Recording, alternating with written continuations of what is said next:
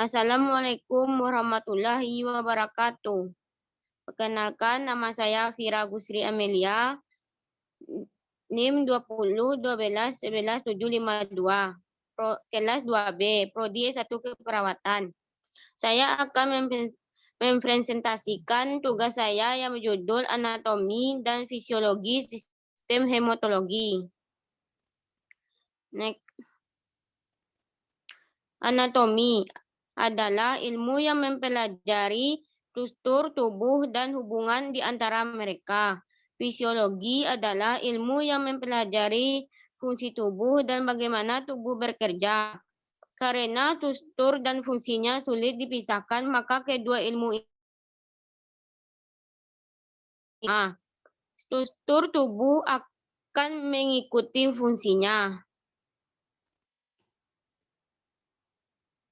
Sistem hematologi tersusun atas darah dan tempat darah diproduksi, termasuk sumsum tulang dan nodus limpa. Darah adalah organ khusus yang berada dengan organ lain karena berbentuk cairan. Pengertian darah. Darah merupakan medium transport tubuh. Volume darah manusia sekitar 7% sampai 10%. Berat badan normal dan berjumlah sekitar 5 liter. Keadaan jumlah darah pada tiap-tiap orang tidak sama, tergantung pada usia, pekerjaan, serta keadaan jantung atau pembuluh darah.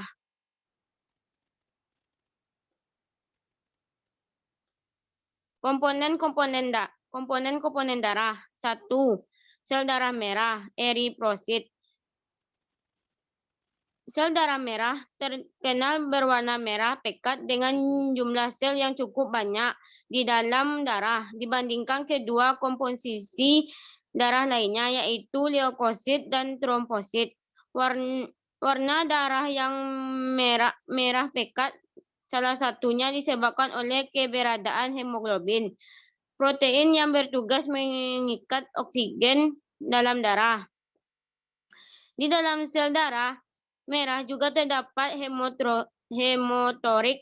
Hemotorik adalah volume sel darah merah dibandingkan dengan volume darah total sel darah merah dan plasma. Berikut kadar normal sel darah merah yang dapat dideteksi dengan tes darah lengkap. Laki-laki 4,32 sampai 5,72 juta sel per mikroliter darah.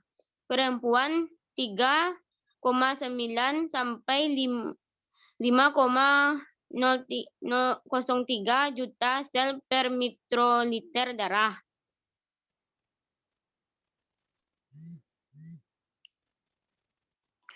Kadar normal kadar normal hemoglobin dan hematorik normal adalah hemoglobin sebesar 132 sampai 166 gram per liter laki-laki dan 116 sampai 150 gram per liter perempuan. Hematorik sebesar 38,3 sampai 48,6% laki-laki dan 35 sampai 5 35,5 sampai 44,9% sama dengan perempuan. Sel darah merah terbentuk di sumsum tulang belakang dan dikendalikan oleh hormon yang terutama diproduksi oleh ginjal, yaitu eritropoietin, serta darah merah akan mengalami proses pemantangan selama 7 hari di sumsum tulang, baru kemudian dilepaskan ke aliran darah. Umumnya masa hidup sel darah merah hanya bertahan sekitar 4 bulan atau 120 hari. Selama masa itu, tubuh akan secara teratur mengganti dan memproduksi sel darah merah baru.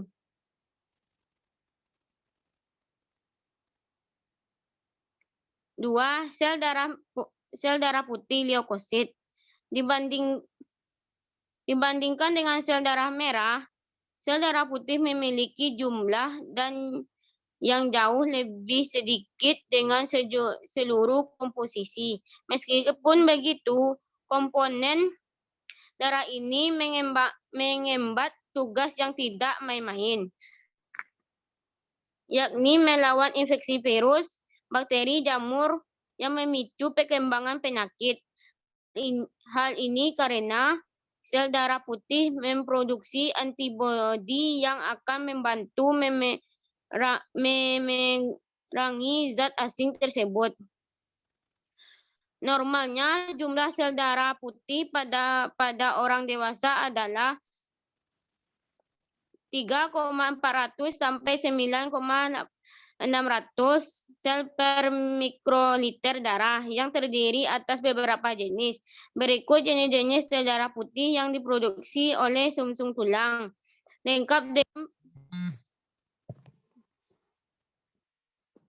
Lengkap dengan presentasi normalnya pada orang dewasa. 1. Neutrofil 50 sampai 60%. 2. Limfosit 20 sampai 40%. 3. Monosit 2 sampai 9%. 4. Eosinofil 1 sampai 4%. Basofil 0,5 sampai 2%.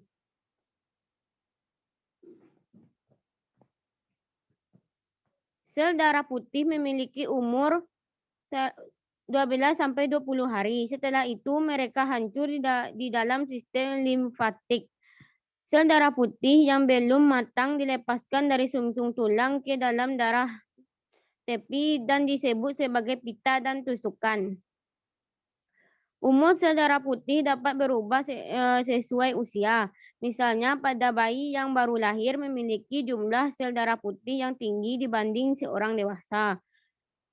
Umur sel darah putih juga dapat berubah semasa kehamilan. Seseorang wanita hamil memiliki jumlah sel darah putih yang sangat tinggi.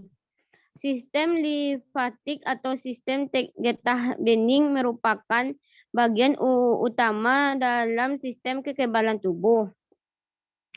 Sistem kekebalan tubuh yang baik dapat melindungi tubuh dari infeksi. Oleh karena itu, bila sistem limfatik mengalami gangguan, kerja sistem imun tubuh dalam menangkal berbagai kuman penyebab penyakit juga dapat terganggu. 3. Trombosit, keping darah atau platelet. Sedikit berbeda dengan sel darah putih dan merah. Trombosit sebenarnya bukan sel. Trombosit atau kadang disebut juga keping darah adalah sebuah fragmen sel berukuran kecil. Komponen darah yang satu ini juga disebut sebagai keping darah. Trombosit memiliki peran penting dalam proses pembekuan darah. Saat tubuh terluka, tepatnya trombosit akan membeku sumbatan bersama benang fibrin juga menghentikan pendarahan sekaligus merangsang pertumbuhan jaringan baru di area luka. Jumlah trombosit normal di dalam darah yaitu antara 150.000 sampai 400.000 trombosit per mikroliter darah. Jika jumlah trombosit lebih tinggi dari kisaran normal, dapat mengakibatkan pembekuan darah yang tidak diperlukan. Akhirnya bisa berisiko menimbulkan penyakit stroke dan serangan jantung. Bila seseorang kekurangan jumlah trombosit dalam darah, maka akan menyebabkan pendarahan hebat karena darah sulit membeku.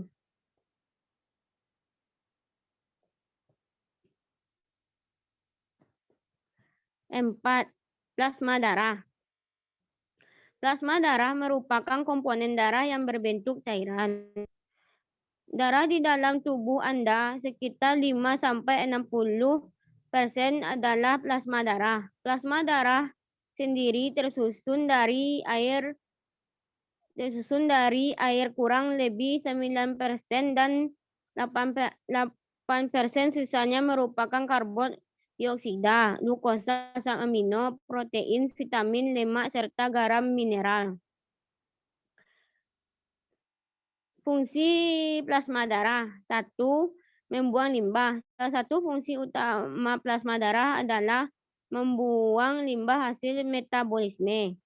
2. Menjaga suhu tubuh. Plasma membantu menjaga suhu tubuh dengan cara menyerap dan melepaskan panas sesuai kebutuhan. 3. Menjaga keseimbangan cairan tubuh. Salah satu protein penting yang terkandung dalam plasma darah yaitu albumin. 4. Membantu proses pembekuan darah. Selain albumin, protein penting lainnya yang terkandung dalam plasma darah adalah fibrinogen. Protein ini berperan dalam proses pembekuan darah dengan membantu mengurangi pendarahan aktif. 5. Membantu melawan infeksi. Plasma darah mengandung gamma globin yaitu sejenis immunoglobulin yang berperan dalam sistem kekebalan tubuh. Kandungan tersebut membantu tubuh melawan infeksi yang disebabkan oleh bakteri dan virus. 6. Menjaga kinerja saraf atau otot. Plasma darah juga mengandung elektrolit yang memiliki peran penting bagi kesehatan tubuh. Kandungan elektrolit dalam plasma darah seperti natrium, kalium, magnesium, dan kalsium berfungsi untuk menjaga kinerja saraf otot.